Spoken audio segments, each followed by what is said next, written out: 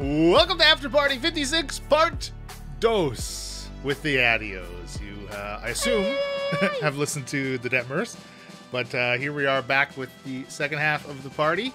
Very shortly, though, we're going to lose Elena. What? Yeah. We're very sorry. You must leave immediately. I don't know why we kept you on. Because I thought it'd be fun to kick me off. All right. That was fun. You're right. Yeah, booted. Get out of here. So satisfied. All right, I'm out of here. Go on, get out of here. All right. Okay. She's gone. But not forgotten. Okay, there's obviously a lot going on with you. Yep. With Sure Falzarin and with Kay. So I don't know how much you've had or how much time or energy you might have spent on to like reflect on what exactly is going on or what's happened, but how do you feel about how everything has transpired from Falzarin's death and like your time in the astral plane? You know, you met back up with Alamar very briefly. Loved that. Yeah, I mean that was great. But obviously Falzarin is somewhere in the astral sea with Alamar presumably, and in the material plane we have Kalkha. So I've thought about it a lot actually. Since it happened. I mean, certainly the initial, like, between the PlayStation where that happened and then our next, I think we played relatively shortly after that. So I was like a bundle of stress after that play session ended, because I was like, wow, this is a lot of responsibility. I'm now playing like the big bad of the campaign. My perspective has certainly evolved. Initially, I was a little bummed about Falzarin. I mean, he's not necessarily completely gone. There's perhaps some small possibility that he might come back to the material plane, but probably not super likely. But yeah, so there was the initial kind of like mourning Falzarin, but that has changed to me being pretty excited about playing Kay.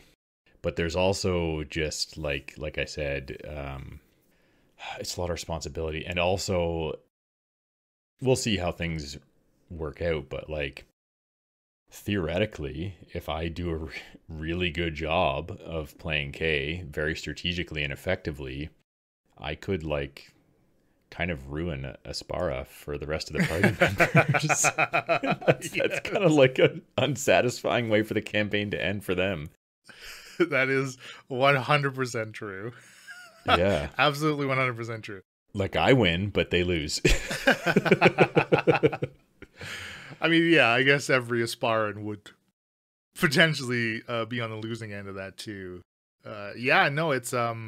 It's really interesting, and it's like really like an experiment, because like the thing is like logistically is just as far as creating the show too, it offers quite a bit of challenges, because like you and I mean, we can kind of be in constant communication as we're recording, just through like Discord DMs and that kind of stuff.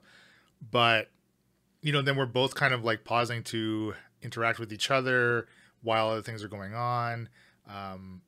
So it's like there's a lot of things that, especially now where like you have the Paladin of Goltus under your control, there's going to be things that happen, like the way like Samuel reacts and initiates plans.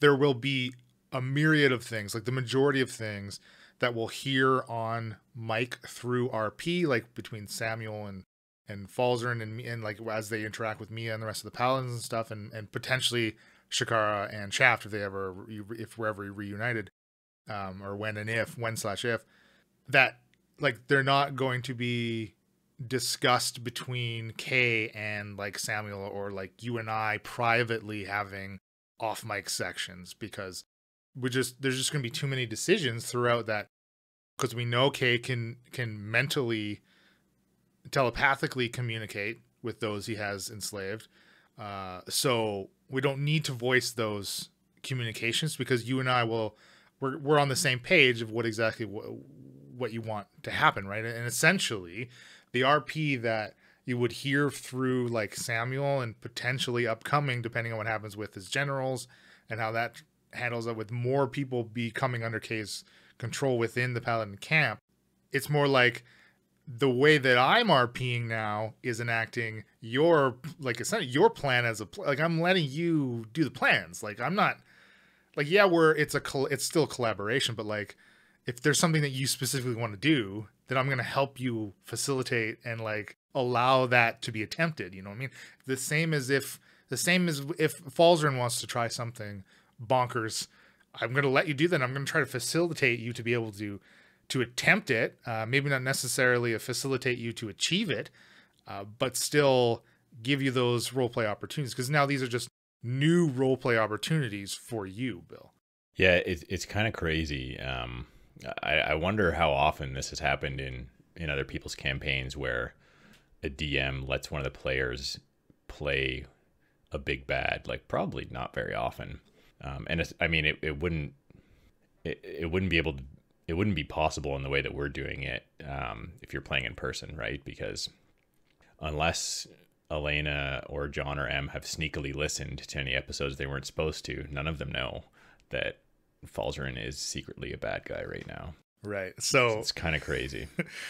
Yeah, no, absolutely. And so in part 1, now I haven't told you this, but like and they don't know why, but I did kind of like, it slipped that Falzarin never told anybody about Shaft's note. So John and Emily know that Mia does not know about the note, and they're both like, why on earth didn't Falzarin say something? Oh no. And Emily came to the conclusion, she's like, because we started talking about Nilo Shaft's connections to the party, etc., and like talk about the split, which we can get into when Elena's back.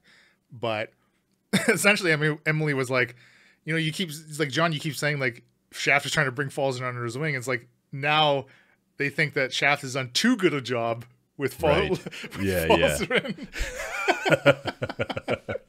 I've kind of played Falzarin a little bit like that, right? Like he's becoming less of everything on his sleeve and more, you know, hold a little bit back, be a little bit, you know, tell only half of the story if need be in order to not give away his whole hand. So I could see how that might be believable, that he just didn't. I'll have to think of a reason for if and when we meet up again so that Kay has a good explanation for keeping that to himself.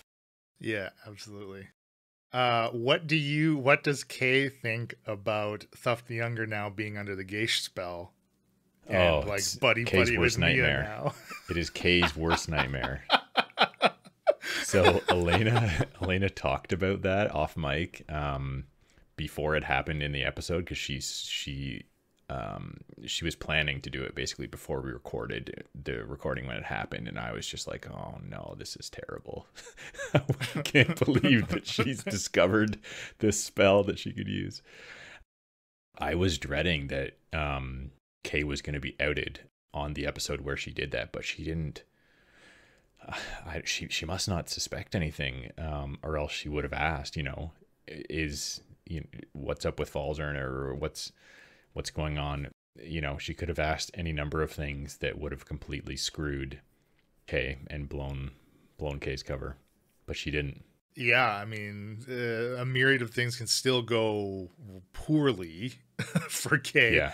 But it's kind of similar to the Zone of Truth. Is you have to know the direct questions to really ask, right? Because just because Thuff the Younger is under the Geish's effects, he'll still, like, his first instinct will still be to lie. And if he does so, he's going to take a boatload of damage. And yeah, as per the mechanics of the spell, he can only take that damage once per day, but that's unearthing a lie. And then but like after that first lie, anything that he says to Mia could still be a lie afterwards. There's just no consequence, as far as I understand the spell anyways. Yeah, I think if I need to look it up, I probably should have, but if I'm remembering it correctly, it's essentially as though he's charmed and considers her a close friend. He's definitely charmed, yeah. And I guess I have been thinking about it a little bit. My thinking would be that, I mean, you could have two close friends, right? And they could have they could be on different sides of a conflict, and you could, still behave as a friend towards one, even though you're partly serving the interests of another. So I think there's some leeway for him to be able to be true to this spell that he's under, where he sees me as a friend, but also not necessarily betray Kay. I don't know. It's a tough one to deal with. I'm glad I'm not playing Theft, that's for sure. Yeah, so I mean, the charm condition itself just means the charm creature can't attack the charmer or target the charmer with harmful abilities or magical effects, and the charmer has advantage on any ability check to interact socially with the creature. So if Mia needed to make some type of persuasion check with Theft the Younger, which to date I haven't had her do, which it may come up. She would just be better at it. She'd be more persuasive with Theft the Younger. Right. And again, that doesn't mean that Theft the Younger is unable to lie about something. And it also doesn't mean that Theft the Younger would be more prone not to lie. You know what I mean? Like, he's still going to, like, he knows who the god, right? He knows who the god is, and he knows he worships Kay, right? And he knows, right. And he has all the same feelings about Kay, whether they're fear or admiration or whatever, however the Theft the Younger feels about Kakala. Doesn't invalidate his relationship that's already existing with Kay. Exactly. So, yeah, actually, it kind of sucks to role play with Theft the Younger right now. Well, hey, I feel it, because when Kay was under, oh man, it was brutal. The zone of truth. Yeah, I think you cut out a significant amount of dead air where I was just sitting there thinking about, like, firstly, I was thinking, playing out all the different scenarios. Okay, if I fight this, what am I going to do? If I don't, okay, well, it was agonizing. And then also with each question, I think there was a decent amount of dead air where I thought for a minute, okay, how do I answer this without lying, but it's hard. I couldn't do it in real time with no pauses for sure. Yeah, but I kind of thought after that final cut, because you weren't, your pauses weren't the only pauses taken out of that episode. I mean, again, for the listener, the final cut of the episode came over just 40 minutes, which is a shorter episode for us. But the raw footage of that recording that I had was an hour and 5 minutes. So it wasn't just you. I know as Samuel interrogating the two of you, obviously he had a set of questions that he wanted to ask right away. But then as the conversations evolved and changed, I needed to take the pause as well, to figure out what and how would Samuel be asking questions to the two of you, right? Now, his relationship obviously with Mia versus his relationship with you is incredibly different. And maybe I think Elena has some thoughts on her relationship with Samuel that we can touch on once she's back. But there's definitely pauses on my end too. Honestly, Elena did, out of three of us, I thought Elena did the best job of that episode. She was like, listen, bub, I didn't have anything to do with this fucking tower. She's like, I know exactly what I did and didn't do. I have nothing to hide from you. This was going to be. Yeah, and Elena and I have talked about it a little bit, and she said, at this point, Mia is totally behind. Mia thinks Samuel is more or less a good guy and is totally on board with the cause, and she believes these Neogi are the most prominent, existential threat to her and to Aspara, and she's single-minded, and she in dealing with that, and Samuel is the best option for that. So Mia's ready to do whatever it takes to ally with Samuel and give him whatever information he needs. So I think it makes sense that she would play Mia that way for sure. So I guess if anything else specifically that you want to add, we can quickly we'll get Elena back, and we'll so she's not waiting any longer. Yeah, one other thing was just the I know we've talked a little bit off mic about Falzarin being stuck in this. Is it the fugue plane?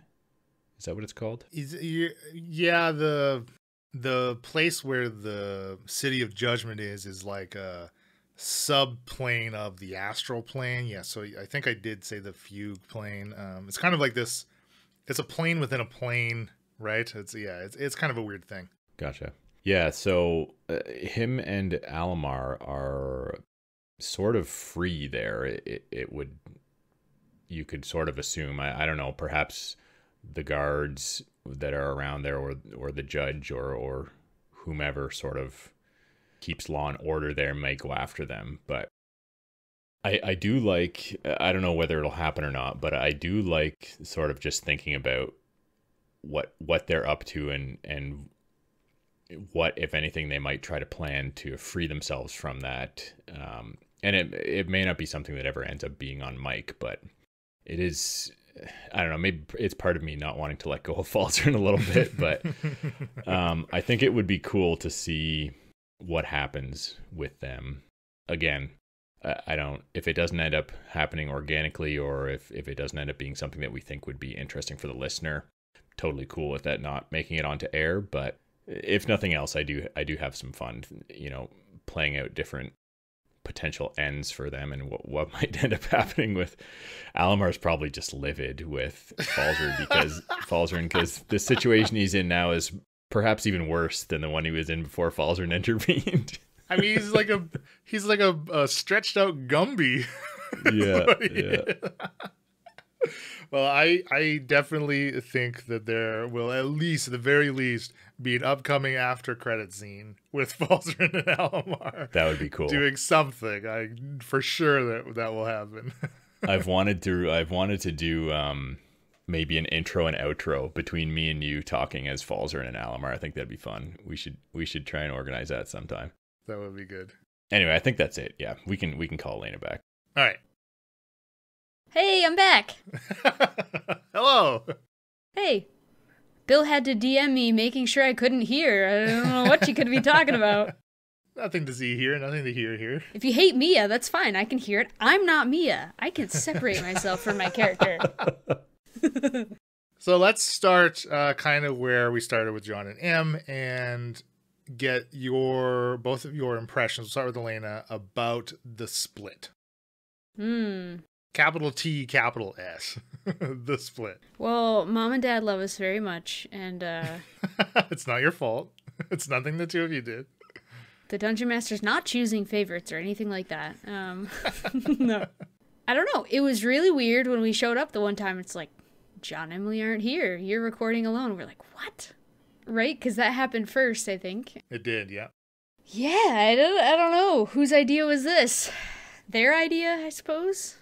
I'm guessing your idea? Or maybe it would give it away. I think it was, we kind of touched on it in part one. I think it just felt like a natural progression point for the characters involved. I mean, like, for the longest time, we've been talking about Shaft especially, seemingly not really have much of a reason other than his relationship with Falzarin of sticking around and with the party and like going through all these life-defying these death-defying these death-defying circumstances and yeah, the circus doesn't advertise life-defying events. Life-defying acrobats. Doesn't that they defy life? So that means they're worse acrobats than the death-defying. I was picturing like a skeleton or a corpse doing something that they shouldn't be able to do. I mean, I just didn't see it happening, I just didn't see it coming. We were recording ahead of your trip to the Netherlands and, talking about wrapping up this campaign. It's like, hey, more content. I think it certainly makes sense for Shaft. I think, to Leland's point, like, it's kind of surprising he's hung around as long as he has, really, when you think about Shaft's motivations. Oh, like, he's out for number one, and there's not a whole lot in it for him anymore. There hasn't been a whole lot in it for him for quite a while. So I'm not surprised he's left. Well, that's the thing. Did they leave? Like, what is happening? I really don't want to assume, because as soon as you assume, you know what they say. Yeah. the listener here knows everything, and it's just so satisfying, I'm sure. I hope you're enjoying yourself, because I have no idea. Because la-di-da for you. Mia has become the great conspiracy theorist in these episodes. Yeah, I mean, it would really suck for them to be in trouble and for us to have some ability to, like, help them and just not be doing anything about it. But I don't know. I'm not sure what we could do, really. Yeah, there isn't much. I mean, I guess, like, the few times doing something has come up, it's been talks about utilizing the shackles. And both times they've come up, it's been incredibly uncertain as to exactly where Mia would be sending herself to. Oh, 100%. Yeah, it could be really, really dangerous for Mia. I think Mia has tried a sending spell, did she not? Yeah, I did. Or a sending scroll or whatever. She's tried to contact Shakara, right? Because we figured Shakara would be the one who'd be more talkative, and got radio silence. So I just feel like I defended her and, like, said, hey, a deal's a deal to Samuel, talk some sense into that guy, and then just, like, I don't know. But then by the time these sets of episodes happen, he's like, I'll get those eyes back if I have to kill them. It's like, no, I didn't say that. Like, yeah, but that, sheesh. Does that seem surprising that would be Samuel's reaction? But why does he need both? We need that tower for the new front line, sure, or, like, whatever. But I mean, I think it's fair for him to want, like, if it is Shaft and Shakara who stole the eye that was powering the tower, and he wants that back. I mean, okay, he feels like it's his and it's owed to him. If they stole it. But the other one was given to Shakara. He shouldn't want both of them back. Like, come on, dude. I do think that Mia's current hypothesis is that they stole it for some reason, and they left not under duress, I guess, which is... That's kind of the way it seems. But why steal it and go to Drew Call? That's very perplexing to me, because we knew that was one of the cities that didn't have a portal, I believe, correct? That's right, yeah. That we knew of. So, like, if Shakara was going to steal it, wouldn't you go to a portal? That's just my first thought. But anyway, I don't know if I'm off topic here, but... I find it hard to believe that Shakara is going back to Izzy with the eyes. What is she doing with them, and why were they in Sammy's tent with them then? I'm very confused. I don't know, but unless Emily's doing a really good job of playing Shakara as lying to us all this time, I really don't think Shakara has any interest in... But if not that, then with... what is what I'm saying? So Mia has to use what information we have. And... Yeah, I have no idea, but I'd be surprised if Shakara took the eyes and was going to go back as to Elena, Izzy. I would too. But I'm just saying, like, think like a different character here, Bill. No, I'm thinking like someone who's been around Shakara. You know, I'm thinking like Falzern would think. Like, from everything we've seen from Shakara, unless Shakara's a really, really good liar, it doesn't seem like Shakara has any interest in helping Izzy get Dendar back. She does not, but she is in a coven and has... I think she has both eyes, so where would you go? I have no idea. I'm not saying she wants to do it. We seem to differ on this opinion here. I don't have a good explanation as to what she's doing, but I really don't think it's going back to Izzy to try and help resurrect Dendar. Okay, so hear me out on this theory that Mia/Elena conspiracy theorist on the job here. So, the tower could potentially be locked or something, and we know that when Shakara got the first eye from Sammy, she opened the box and it, like, glowed blue and yada yada. So did they go and use the blue light to see in his tent at night or something? She's Hexblood, though. She can see in there. Anyway. And steal a key or something to the tower to get the second one? Like, is that what they were doing in the tent, if they were in the tent? Yeah, I have zero ideas about why the blue light would have been in Samuel's tent. It makes no sense to me. It's obviously an important point and a piece to a puzzle we could put together. That's why it all happened the way it happened. Never been very good with puzzles.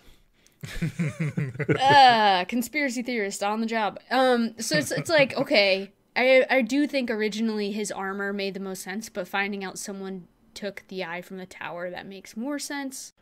I mean, the blue light, I think the blue light is coming from the eye or eyes of Dendar. And I think it makes the most sense that either Shakara or Shaft or both of them working together. Shakoric. As Shakaft. Yeah. As Shakaft. Either one of them or both of them working together stole the second eye from the tower and are now gone. But that doesn't explain why the eye would have been illuminating the inside of Samuel's tent. I have no ideas about I mean, that. at least Mia's coming up with ideas. So. I'm just kidding. From the very beginning, Mia's like, the bed, like actually checking their tent, the bedrolls are put together and all these things. Like, Falzarin does not care. So that's my thoughts. That's not true. Falzarin right. cares. I seem to come up with all the ideas of like, well, maybe it's the weapons they stole and it's Sammy, then maybe it's Izzy, then maybe it's that. Like, I at least have theories that are being tested. I just think it's unlikely that Izzy could have made it into the encampment easily and out again without someone Izzy doesn't seeing get her hands dirty. It wouldn't have been her. So yeah, I don't think Izzy had anything to do with the light in Samuel's tent or the eye being stolen from the tower. I just can't think of a plausible. Like, I can think of lots of theories, but all of them are so easily have holes poked in them that none of them makes true. They're Swiss sense cheese. To me. Yeah. So I don't know.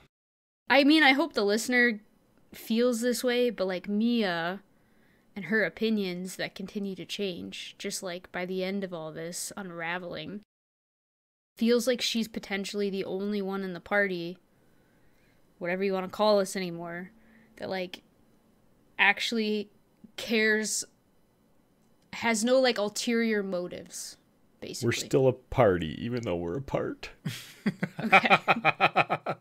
But, like, there is a hitch or something that would hold back all characters, except for Mia right now, I think. So, Shakara and Shaft are gone. Shaft's a selfish son of a bee and has who knows how many secrets and ulterior motives and things going on. Shakara is part of the coven. Maybe she doesn't want to take them to Isabella, but she has her own plans that we couldn't be a part of. Falzarin, you were resurrected by a Neogi god. I'm not quite sure what to think of that yet. Falzarin got a second chance at life. From a god of my most hated enemy. So well, you guys made a deal that you have yet to be called upon to repay. So is it Falzarin you need to worry about, or... Listen, I hope it plays that Mia is upset about that. I don't think Mia would have saved you if she knew that was the god she was dealing with. I've thought about this. I don't think she would have. I think that's fair. And she would have been mad at herself for not saving a spell slot or whatever you want to call it in roleplay. Yeah. Like, energy to save you, whatever. I think Falzarin would probably understand that. She'd rather live with the regret of not resurrecting you and saving magic than the regret of owing a Neogi god. Yeah, you don't want to owe a debt to this Neogi god for sure. That seems bad. How do you spell his name, Leland? I mean, I just want to, it's got some K's, it's got some apostrophes, there's a couple of apostrophes in there.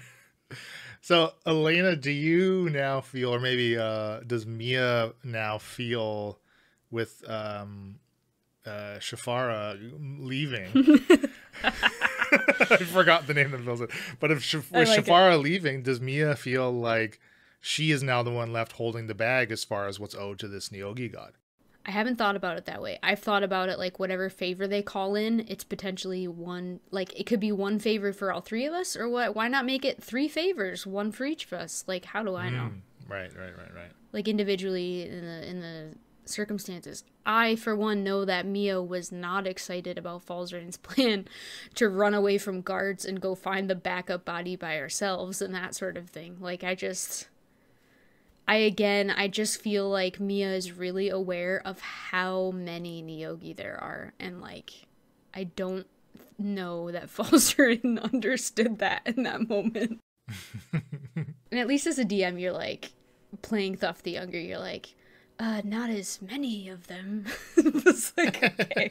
Like, do you know how many there are? You know, honestly, I was very, because obviously you're talking about when Mia got warned by Lance and Hannigan about their impending Yes, arrest, I know I'm fast forwarding. No, that's fine. That's fine. I just, I was very curious in that moment if the two of you would contemplate running.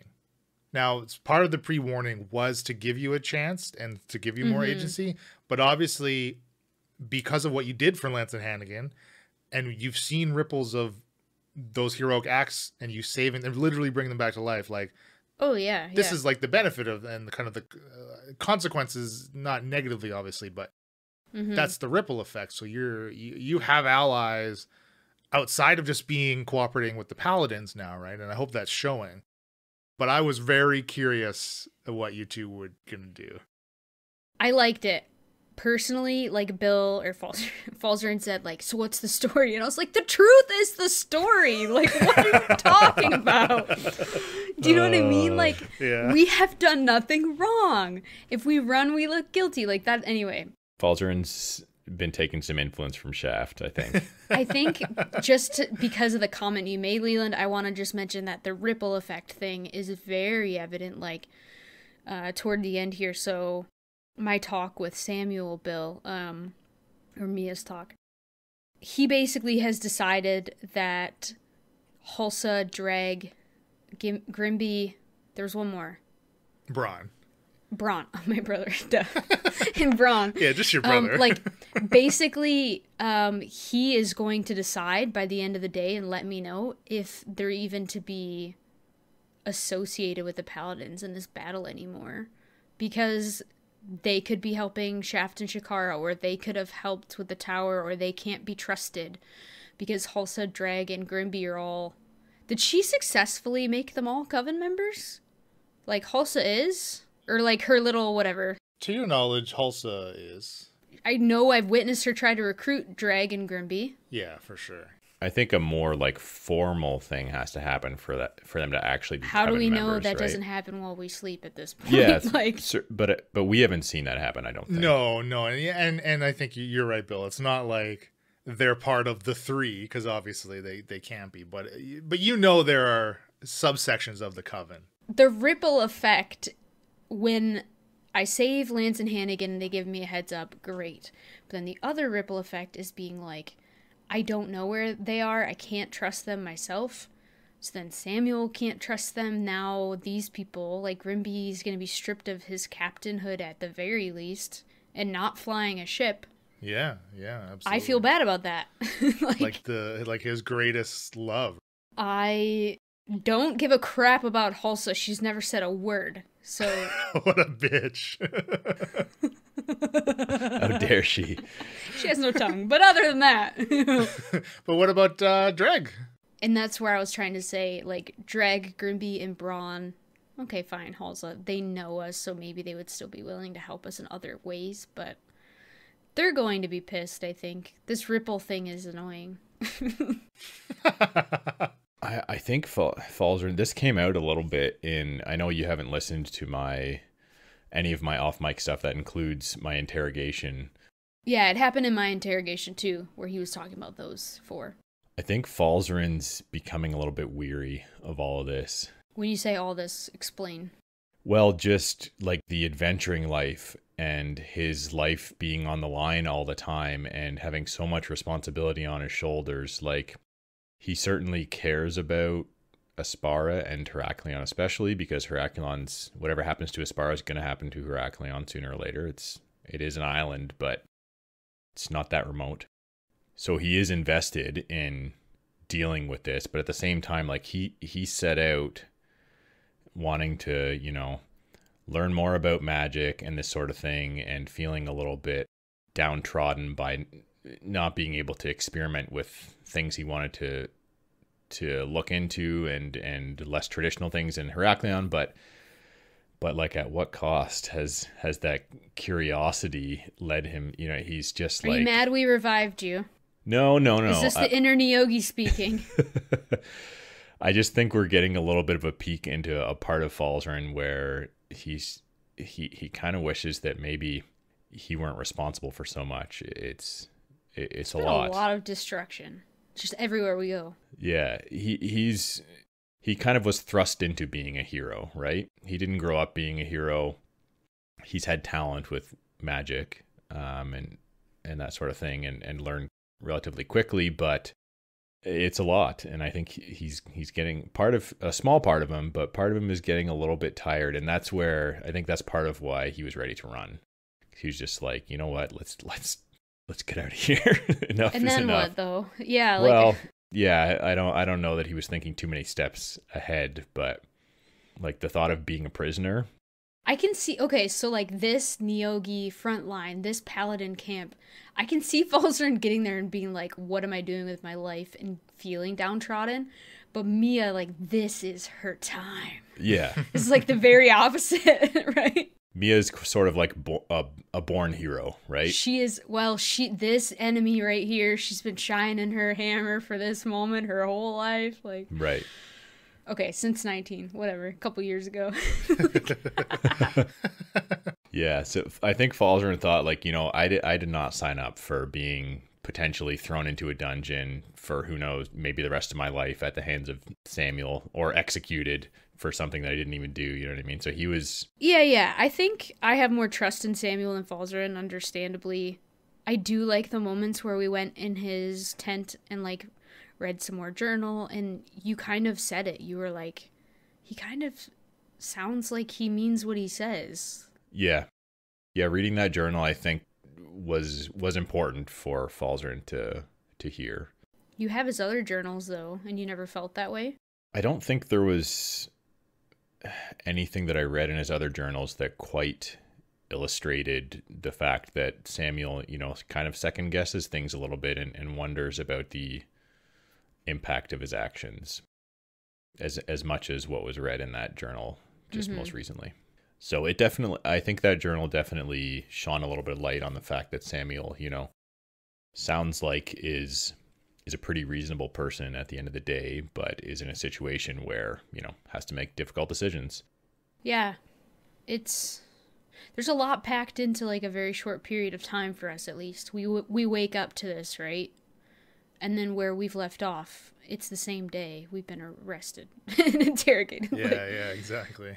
I do feel like I wasn't afraid to be captured and questioned at all until like they took literally everything off our bodies, and I was getting kind of nervous. I don't know. I don't know how you felt. Oh, Falzarin was not happy about giving every last little trinket of his away. Did you talk to Samuel about when you died and that sort of thing? Not really. I'm trying to remember. I don't know if it even came up at all. If so, not much. Like, does he know in Falzarin's mind? Does he know? He knows, yeah. He knows that Falzarin basically... I think you guys have told him already, so it wasn't any news to him. Mia told him. I'm curious if it came up. Well, yeah, now this is Bill's memory that's failing here rather than anything else, but I'm pretty sure Falzarin already knew that he knew, or if not, it did come up and Falzarin was like, yeah, I mean, oh, you know what it was? Falzarin, he was asked about how he feels about the fact that in order for him to be brought back to life, a deal was made with essentially the enemy. And Falzarin, you know, answered that question truthfully, said, you know, it came out in Mia's interrogation. Speaking of that, we do have a comment from Bill Ben. He says that I'm sure Mia throwing half the party under the bus will come up in the after party. That is not what it is in Mia's eyes, though, is what I'm hoping people understand. But he was wondering more if Elena, you talk about the stolen items, was it on purpose or was it more of an accident of it kind of blurting out? And also asked how surprised I was when you said it. So is that something that Mia, I mean, that's just part of Mia being Mia? I mean, we know Mia's loose lips sinking chips here. I feel like I was like evaluating. I felt like Mia had been taking on more of the party's attitude. And I do think that when it comes to Neogi and Samuel, she has a very clear idea of like no lies, like truth and lie, right and wrong, like that sort of thing. So I did decide to tell him about that when they were missing, because I was like, it was a genuine thought in my mind that he's like knew they had him on, like in his presence he knew they had the weapons on them in their bag, whatever, right, and felt them, and so then he was interrogating us to see if we tell the truth, sort of thing. I don't know. It was a choice that I made, and Mia was being Mia, and for whatever reason she truly believes, I think whatever reason being that he says he's the only way Neogi will be rid of be rid of Neogi and Aspara. Mia's choosing to throw all her eggs like in this Samuel basket, and that was just part of it. I don't know. I mean, do you feel like that that relationship is being reciprocated by Samuel? I mean, you feel that Samuel trusts Mia? As of the end of the interrogation episode, yes. I think so. I think there's like quite an understanding between the two of us where each other stand and the trust we should have in each other when it comes to the Neogi. Like for instance, this armor, if he needed one of those weapons. This was before I think we noticed, maybe it was after we noticed he looked a little bit older, and that's where my mind went to. Like if it was part of the set or anything like that and could stop it. Like I'm choosing to play Mia that she is like 100% like this is our salvation or nothing. Like because I'm not enough on my own. Wish I was. And like sorry Shikara and Shaft, but like two people don't outweigh like the thousands, I guess. I don't know. It's hard as like a party because I like them. They're my friends. Sure. Yeah, oh, of course. I mean, that makes That's a lot good of question, sense. though. That is a good question. And I don't know if I was surprised when Mia has kind of said it. Because like that's like one of the many things that I think you need to be prepared. And that's one of the many ways that in which I prepare for our sessions is I like leading up to like a specific scenario, like obviously this interrogation. Like I had a pretty good feeling that was going to happen. Again, I would have decided if the two of you actually stuck around in the camp or if you tried to get out. You had an idea that I would tell you about the weapons? No, I just had an idea that you would be under heavy one-on-one scrutiny from Samuel. So as a result, I mean, this is something I do in real life when even thinking on like past conversations, you know, how you kind of run over how a conversation went in your head over and over after it's already happened. And you're like, well, like I should have said ex. this. Yeah. Yeah. I was like, I should have said this. This would have been a lot better. And then do you kind listen of to your like emo music and like, yeah, absolutely. Yeah. And then you kind of spiral into being like, well, if I had said this, what would their response be? And like, I take that approach with some of our RP preps. Okay. Again, when I know that like they're kind of imminent or potentially imminent. So, I mean, that's one of the things that I like to think I was prepared for. You for sure could have thought to yourself, if Samuel asks Mia about these things, what would she say? And like, you know, I would say the truth. So totally, you could absolutely, bet yes. Yeah. The truth and then some. Some well, things you weren't even asked about. Because the earlier episodes we were all together, I was like, well, what about the Scions and my dad? And like Shakar was you do not have to tell everyone your life story. And she said the same thing to Samuel. I genuinely think I was pissing her off in that moment, but like that's fine. Yeah, you're the reason she left. It's fine. I'm all the reasons. It's all my fault. My main point about that, though, is the reason that I can do that is because the four of your role play and your characterizations of the Mia Falls and Shaft Scar that you've been portraying for 4 years now is so strong that I am able to do that. So that is a test. That's a testament to the four of you 100%. That is no reflection upon my ability to prep or foresee a circumstance. That Thank you. Completely on the four of you. Oh, gosh. So to be surprised, I mean, I get surprised by the four of you every time I play. So I guess the short answer, the TLDR is yes. Is yes and no. Because what did you think when you were what did you genuinely think we would do when the guards came after us and you warned us ahead of time? I didn't think you were going to run. I knew Mia definitely wouldn't want to go. I wasn't sure about Falsey, but I don't know if... But then we're like 4-way splitting, like, or 3-way, whatever. Yeah, I think in hindsight, probably running would have been bad because, like, where are we going to go? We'd now be outcast and, like, wanted by all of these paladins. And then we could go further into the mountains where we're going to run into probably tons of Niobian the numbers enemies. Are insane. We've seen giants and Umber Hulks and all this. Like, it's not... Mia and Falsey probably wouldn't have fared all that well on their own. Yeah. Like a wizard in his robe with a broom and then like a creaky metal armor girl. Just like my wings, my size. Yeah. Don't forget Thump the Younger. I thought it was so funny when the paladins on the camp recognized me and I was like, well, I mean, I'm just like this full plate metal armor with the Thor's symbol on it, like wings spread out. Like, I don't know. I guess I picture Mia's Asmar form as having the wings all the time, even though I can only fly once a day. And I, like, don't even do it most days. Yeah. It's like if the light hits Mia right, you can, like, see a shimmer of, like, what they would let, you know? I like that. That's cool. But, like, my eyes are glowing and everything. It's like, well, duh.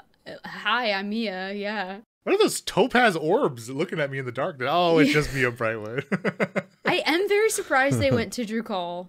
I don't know if Falzarin named the contacts in Drukal, but Mia told them everyone we've met in Drukal, basically, and was like, good luck.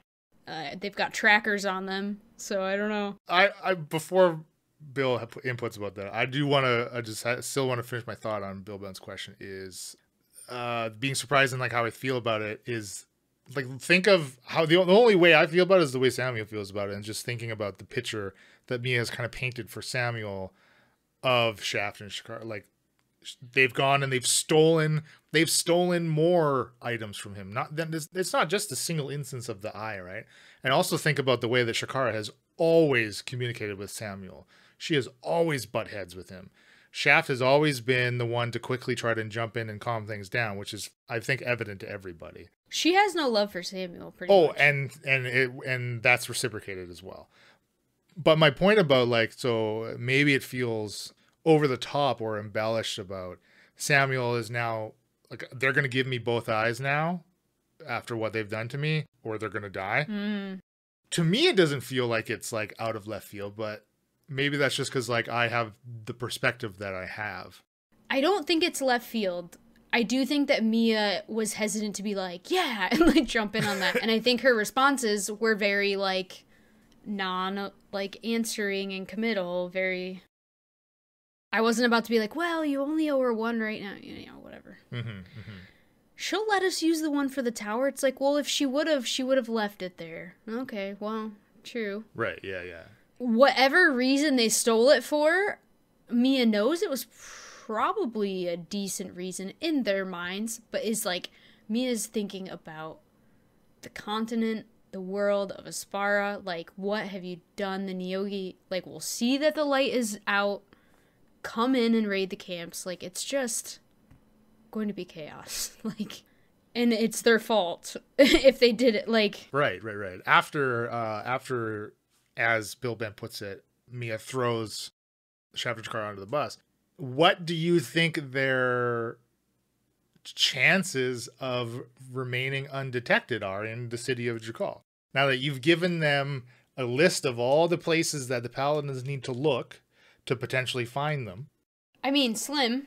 Okay. I think slim. I honestly think Mia thinks or hopes they'll be found. And even if brought in under hostile circumstances, the greater good will prevail as far as, like, I'm really hoping I can convince Samuel to not kill them and have them on our side for the fight. At the very least, like, we could use the skills they have. Not kill them? Yeah, Samuel wants to kill them for stealing this eye. You'll find that out pretty soon, I'm pretty sure. Like, that seems bad. Yeah. They're going to be punished. There's something, it's not good. It's like if they resist, like, the agents that he sent out won't hesitate in killing them to get the property back, is what he's saying. But I thought this was just an eye for an eye. Now we're killing them? Well, there's two eyes. Well, there's two of them, so that's going to make everybody blind. I just really, really hope that, like, if they think they can, like, give an excuse that's good enough, I hope they realize, like, Mia is scrambling her brain. She can't think of any idea better than, like, what it was being used for in the context of the Neogi front lines. So, like, I can't be convinced. The problem is Shakara is not going to beg for her life or grovel. You know what I mean? No, and She's then not that the might type. be how this campaign ends, unfortunately. I don't know. I was hoping Mia and Shakara could take down Izzy together. And So it turns out Mia's the bad guy all along. Getting the whole party killed. It feels like since meeting you guys in Pisces and following along with you, Mia is like finally in the fight she wanted to be in all these years, doing what she's wanted to do, what she's like committed to doing, and she knows in her mind what's best or not, right or wrong. So it sucks that she made friends along the way in some ways. Like, whatever happens is, it's not like Mia's not going to feel it. She's just so driven by the, like, greater good. Yeah. No, I think you're playing Mia perfectly. This is exactly what Mia would do. She's like, it'll be really painful if something bad happens to Shakara or Shaft, but like the threat of the Neogi in Mia's mind is by far the biggest concern and sort of has to be dealt with at any cost. I can see where they left without telling me. I'm surprised they didn't tell you anything. Or if they did, you're not saying anything, but it's like, if we could have talked about it, there could have been a plan where, like, I was involved in this and not having to throw them under the bus. I don't know. I don't know. Like, there could have been another way, maybe. Maybe. It seems like it'd be easier to deal with the fallout of this if we kind of maybe knew the reasoning behind why they're gone. I mean, assuming that they left on their own accord, there's still a possibility they were somehow lured away and captured or something like that, but I have no idea. Again, the tent, the tower, that whole night is like a very confusing. I don't know what to make of it. And I don't know what to make of the armor on Samuel either, if we're going to ever talk about that. But I was just about to bring that up. Like, what's your opinion of it finally being assembled and, like, what happened when it was assembled? I was really listening in the playback of, like, how he described feeling initially and all that. I don't know. I don't know. Mia, I mean, you brought up, like, potentially Samuel needing the weapons back and, like, as if something is missing. Do you think that there still might be something missing from the set? That makes sense to me. We didn't see signs of, like, one piece at a time, you know, other parts missing, doing anything, I guess. I don't know. I didn't see hints of that. But it's hard to say. Like, is it him? Is it the stuff? Is it, like, I don't know. If I've racked my own brain, I have no idea. I don't know that we could. Do you think we have all the information to make sense of it? That's the thing. I don't feel like I have all the information. Yeah, no, I mean, you definitely don't. So that's the other thing about the split is, like, the listener has everything, but there's bits of info that is kind of being gleaned on both sides, and together they kind of make a full picture. Oh, okay. That makes sense. Good for the listener, having all the fun. Right? So don't feel bad that you're still kind of, you're not as in the dark as you might feel that you are. Is really what I mean. I wouldn't have suspected that he's missing anything. Something's not right. Right, yeah. I had sort of assumed that basically this is just kind of what's going to happen with the armor if it's having an impact on, because he's human, right? He's not. Yeah. That's the race that he is. Yeah. So my assumption was just that maybe it's due to the fact that he is human, or I don't know if it would have a different effect on a different race or whatever, but like there's sort of limitations to how the armor is going to work and the abilities that it's going to give him, and he's just seeing some of those. You know, they give you a great deal of power, but they have a cost, is sort of what I had figured was what we're seeing.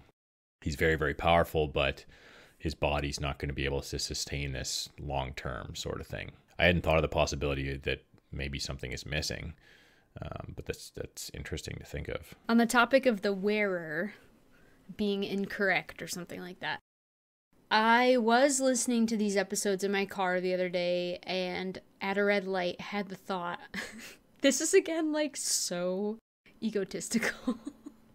I was like, how cool would it be if like Mia was the savior of Aspara, the chosen one all this time? She has to put the armor on. And when Mia puts the armor, like I had this whole like moment of maybe Mia needs to wear the armor. And then I was like, stop being, no, like this is not your podcast. Well, there's been multiple chances for the party not to hand over the pieces. I know. Honestly, the thing I'm most surprised about still today is how readily the four of you were fine with handing over every piece, like the last of what Samuel needed. Like it was nothing. It's not in Mia's personality to actually be like, it's me that has to wear it, and that's not her. So that was Elena's thoughts. Falzer and the Wizard's not going to wear it. What, we're going to put that armor on Shaft or Shakara? Heck no. Are we giving a member of the Coven that armor? I think it would be rather form-fitting on Falzer, actually. Sure, you have all your spells with disadvantage. I also didn't see us so readily handing it over. It just kind of happened that way. I didn't see it dissolving anyone either. It exactly just happens. Yeah, that was harsh. Part of the driving factor was we had Shakara who wanted to make the trade, right? She wanted the Eye of Dendar. So that was one thing that was like a big push all the time. Like anytime, I think maybe Shaft was like, listen, if we get the eyes, we deactivate the towers, we finally get the tower payout. Oh wait, Detmer's not there, Bryn's not there.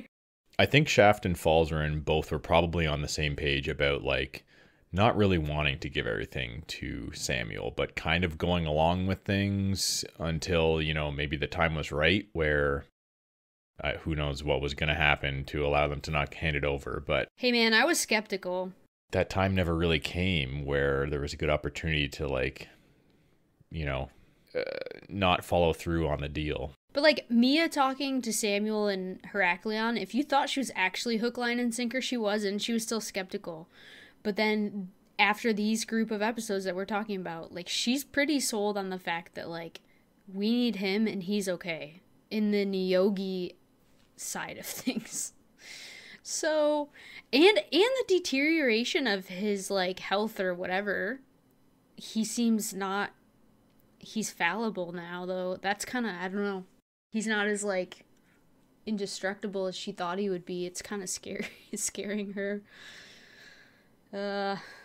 If only there were a demigod around to try on the armor. Well, hey, I mean, that's a valid point. He's human, whereas you're kind of like part god almost, so... How would you get it off him? You could try to seduce him. Oh, gosh. You know how Mia flirts. Falzarin could help. Falzarin's pretty good at flirting.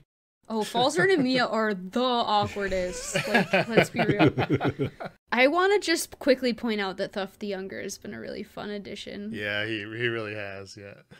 To give the listener a peek behind the scenes, I did tell Leland that I was thinking about casting that charm spell on him, and Leland had a little bit of time just to let that sink in.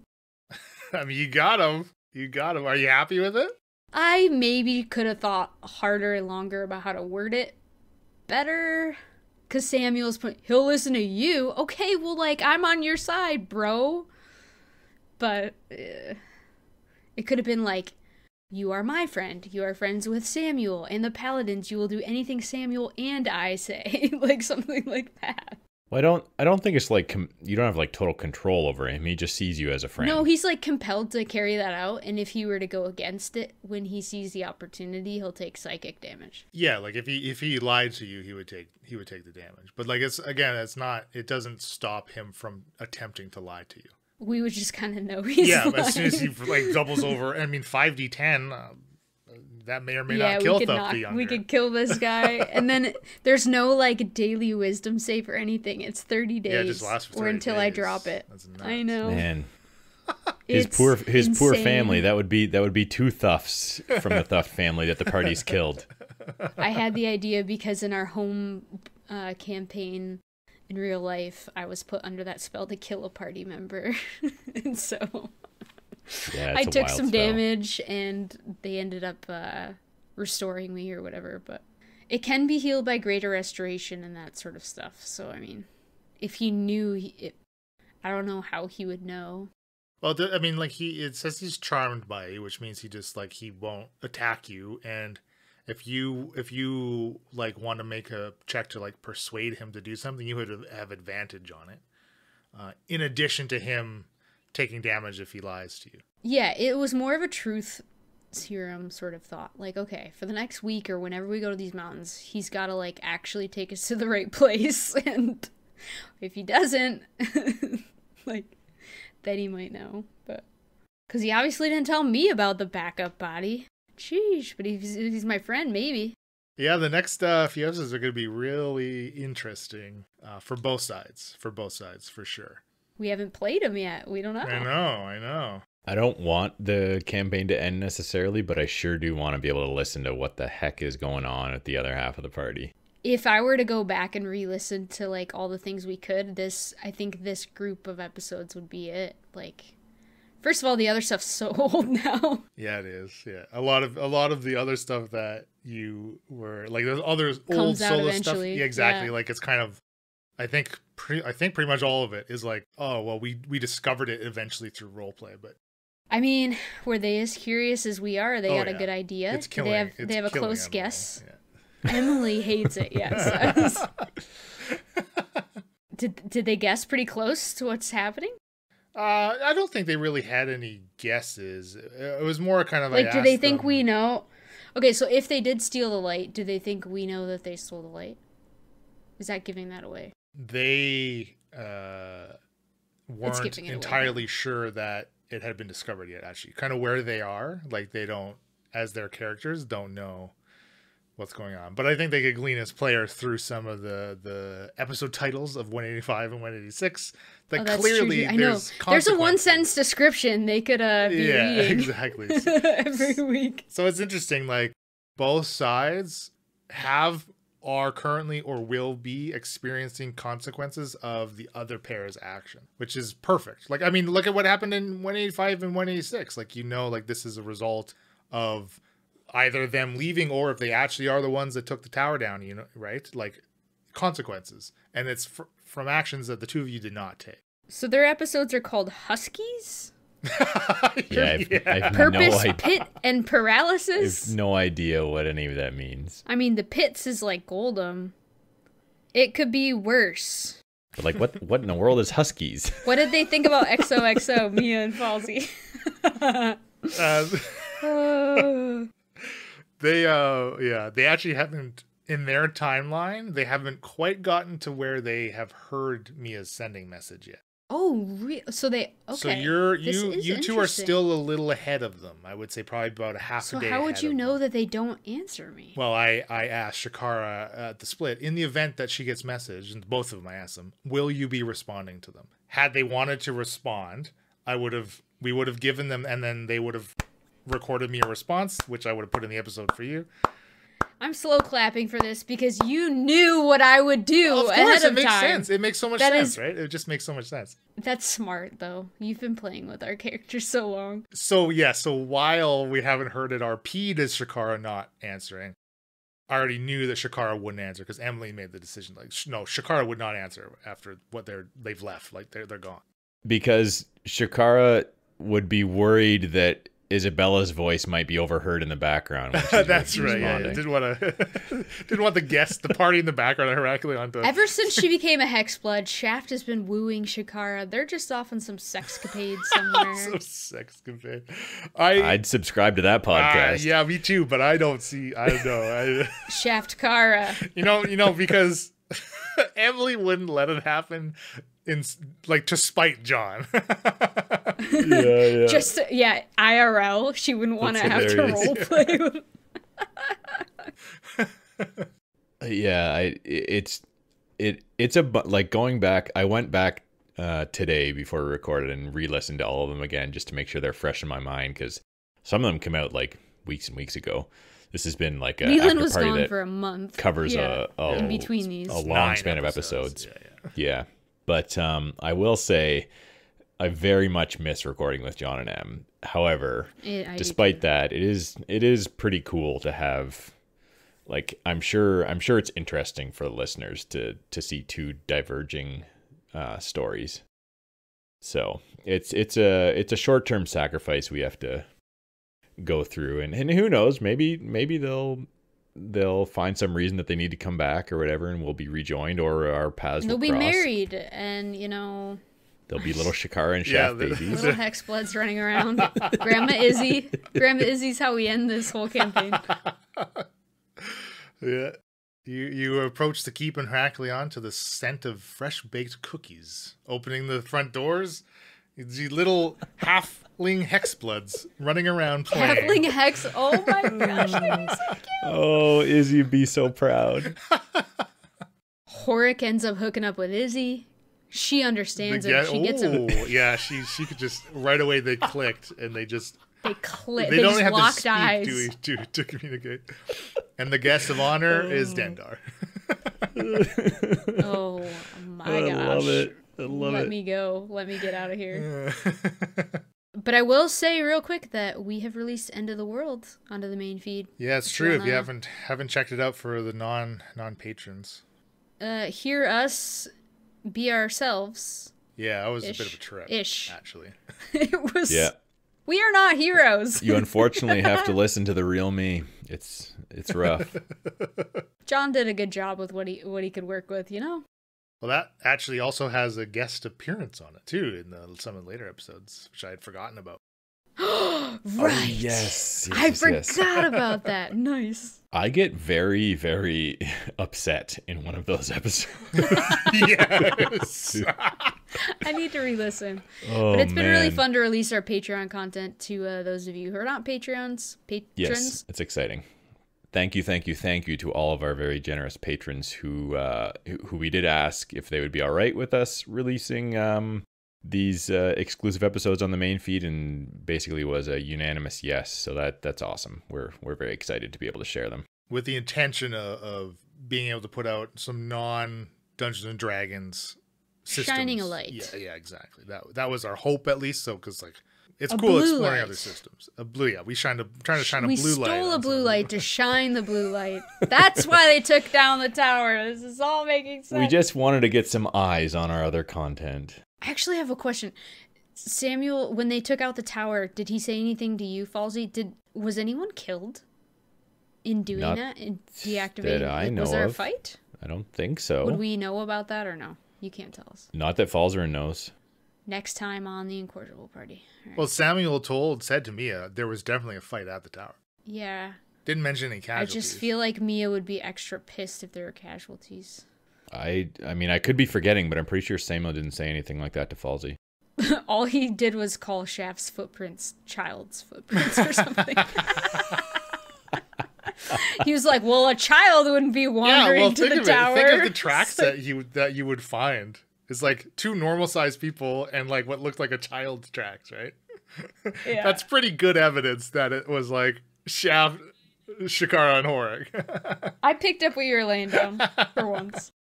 These were fun, but anyways, I guess maybe next after party we'll see a separate again. Well, we'll find out next time. It's hard to say. The Incorrigible party. Anything could happen. Mia is going to try to wear the armor. You've convinced me. Let's do it. Mia is definitely, like, to an extent, full of herself, with good reason in some regards. I mean, she's pretty powerful. But we just I don't have know. to get Sammy to think it's his idea. I don't know if she would like. Yeah, I mean, if Samuel agreed to it, absolutely, I could see Mia doing that. But I can't see Mia trying to take it by force.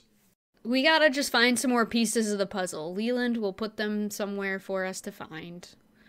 I'm also very curious. Sorry to keep going. I'm very curious about this cave and that like barrier Very curious about it. Curiouser and curiouser. Be a really cool thing to figure out for the rest of the battle plans. Yeah. Yeah, I imagine that would give us perhaps like a pretty good advantage against the Neogi if we were able to access like whatever's behind it. It's got to have something to do with their cave system, right? So I do feel like we every after party lately we're at these points where it could go so many ways. Like, we'll see, listener. We don't know. We'll find out with you. Yeah, it's exciting. It's fun. I'm enjoying this. Yeah. It still feels fresh, I think, which is also due to like the split is like something totally different. I know for like John specifically, you mentioned like it's kind of like reinvigorated things for John as well. It feels that way for me as well. So I see that with his storyline for sure with Shaft. Yeah, absolutely. Yeah, that's cool. It feels like Mia was meant for this storyline for sure. So like it's all Great, awesome. I'm glad everyone's happy. It is what it is. It isn't what it isn't. It isn't what it isn't. Okay, let's sign off. This is where we clap, right? We count down. Dill. Shoot, we should have done that at the beginning. I'm Elena. I play Mia. I'm Bill, and I play Falzern. And I'm Leland Steele. Happy adventuring. Goodbye. Wait, do we actually? Okay. I think we sign up. We don't sign off on Patreon after parties, regular after which parties. we still do anyway, despite the fact that we're not supposed to. Shaft Kara plays Shaft Kara. I'm Elena. I play Mia. And he's like, I'm Bill. I play Falzern. I think you started, Elena. No. Well, wait. I do because they go first. So then it's like, I'm Elena. I play Mia. They signed off on their part. So like, I'm John. I play Shaft. Wait, hold on. What's Emily saying? I'm Emily. I play Shakara.